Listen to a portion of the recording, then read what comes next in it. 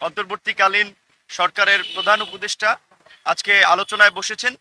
আমাদের সাথে আলোচনায় গণ অধিকার পরিষদের পক্ষ থেকে 5 সদস্যের প্রতিনিধি দল ছিলেন। আমাদের উচ্চতর পরিষদের সদস্য ফাতেমা তাসনিন, উচ্চতর পরিষদের সদস্য অ্যাডভোকেট নূরের শাহ সিদ্দিকী, যুগ্ম সাধারণ সম্পাদক হাসান আল মামুন এবং সাধারণ সম্পাদক রাশেদ খান এবং সভাপতি হিসেবে আমি ছিলাম। আমাদের আলোচনার মূলত আমরা দুটো বিষয় থেকে তাদের কাছ থেকে আমরা জানতে চেয়েছি, তারা সেইভাবে বলেছে। প্রথমত হচ্ছে যে রাষ্ট্র সংস্কারের প্রশ্নে সরকারের অবস্থানটা কি, কারণ জনগণ এবং ছাত্ররা গণ অভ্যুত্থান করেছে একটা নতুন রাষ্ট্র বিনির্মাণ করার জন্য। সেই নতুন রাষ্ট্র বিনির্মাণ করতে রাষ্ট্রের বিভিন্ন সেক্টর, সেটা প্রশাসন, বিচার বিভাগ, নির্বাচন কমিশন এবং রাজনীতিতে সংস্কার প্রয়োজন। সেই ক্ষেত্রে সরকারের দৃঢ়তা কতটুকু, সরকার কি কারো চাপের মুখে তাদের লক্ষ্য উদ্দেশ্য কিংবা জনগণের প্রত্যাশা থেকে পিছিয়ে যাবে কিনা, নাকি তারা স্থিতিশীল থেকে তাদের লক্ষ্য উদ্দেশ্য অর্জনে এগিয়ে যাবে। যদি তাদের লক্ষ্য উদ্দেশ্যে তারা এগিয়ে যেতে চায় তাহলে তাদের জনগণের সমর্থন লাগবে, রাজনৈতিক দলগুলোর সমর্থন লাগবে। রাষ্ট্র পরিচালনা একটা রাজনীতি, অরাজনৈতিক ব্যক্তিদের নিয়ে শুধুমাত্র সরকার গঠন করে এই রাষ্ট্র সংস্কারের জন্য যে একটা নির্দিষ্ট সময়, সেটা কেউ বলছেন 1 বছর, কেউ বলছেন 6 মাস, কেউ বলছেন 1.5 বছর, কেউ বলছেন 3 বছর। এখন সময়টা যাই হোক না কেন, মোটামুটি 1 বছর প্লাস একটা সময় কিন্তু লাগবে। এই সময়টা যদি সরকার স্থিতিশীলভাবে কাজ করতে চায় তাহলে তাদের জন্য রাজনৈতিক সহযোগিতা অপরিহার্য।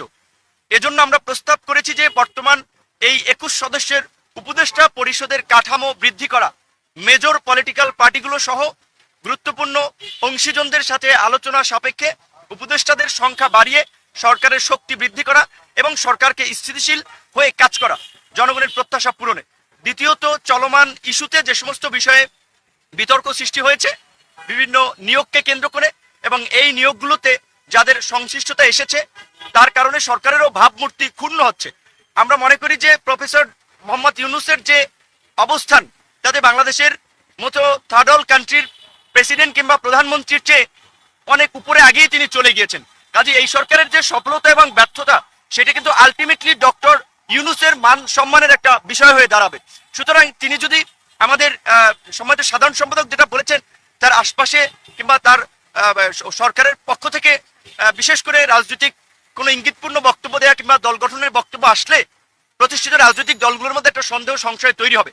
এই ধরনের বক্তব্য যেন না আসে, এই বিষয়টি আমরা তার দৃষ্টিতে এনেছি।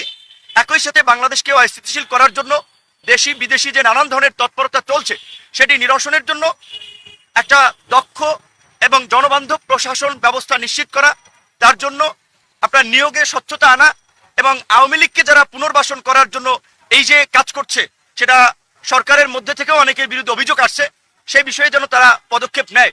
সামনে দুর্গাপূজাকে কেন্দ্র করে আপনারা ইতিমধ্যেই শুনেছেন অনেকের শঙ্কা যে এখানে বিদেশি ইন্ধন এবং দেশের মধ্যে পতিত স্বৈরাচারের দোসররা নানান ধরনের অঘটন ঘটাতে পারে।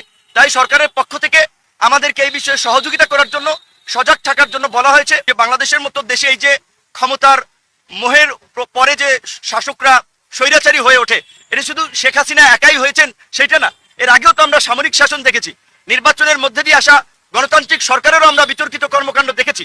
কাজী সংসদের মেয়াদকে কমিয়ে আনা যায় কিনা, বিশেষ করে 5 বছরের পরিবর্তে 4 বছর করা যায় কিনা, এই বিষয়ে আমরা প্রস্তাবনা রেখেছি। এবং আমরা অনেক আগে থেকে এই প্রস্তাবনা রেখে আসছি যে কোনো এক দলের সংসদে একটা আধিপত্য, এটা কার্যকর সংসদ তৈরি করে না। সেজন্য অবশ্যই সংখ্যানুপাতিক নির্বাচন এবং দ্বিকক্ষ বিশিষ্ট সংসদ। আশা করি সরকারের এই সংস্কার কমিশন সকলের আলোচনা মতামতকে মাথায় নিয়ে তারা জন আকাঙ্ক্ষাকে ধারণ করে আগামী রাষ্ট্র সংস্কারের পথে হাঁটবেন। সেক্ষেত্রে যেই সময়টা প্রয়োজন সেটা আমরা দিতে চাই, কিন্তু সেখানে আমরা পরিষ্কারভাবেই বলেছি রাজনৈতিক দলগুলো কিংবা আমরা এই সরকারকে ক্ষমতায় বসালাম, এই সরকারের জন্য আন্দোলন সংগ্রাম নির্যাতন নিপীড়ন করে তাদের জন্য রাস্তা তৈরি করলাম, সেই সরকারের সাথে যদি আমাদের দূরত্ব তৈরি হয়, আমরা যদি মন খুলে কথা বলতে না পারি, তাহলে সম্পর্কের অবনতি হবে, যেটা আলটিমেটলি একটা অন্য পরিস্থিতি বয়ে আনতে পারে। সেজন্য আমরা বলেছি সকলের সাথে যেন সহজেই তাদের একটা যোগাযোগ স্থাপন হয় সরকারের সাথে, রাজনৈতিক দল সহ গুরুত্বপূর্ণ অংশীজনের, সেই বিষয়ে আমরা বলেছি। এবং আপনাদের সকলকে ধন্যবাদ জানাই। গণ অধিকার পরিষদই সর্বশেষ আজকের বৈঠকে অংশ নিয়েছে, এর আগেও বিভিন্ন দল অংশ নিয়েছে। আপনারা এতক্ষণ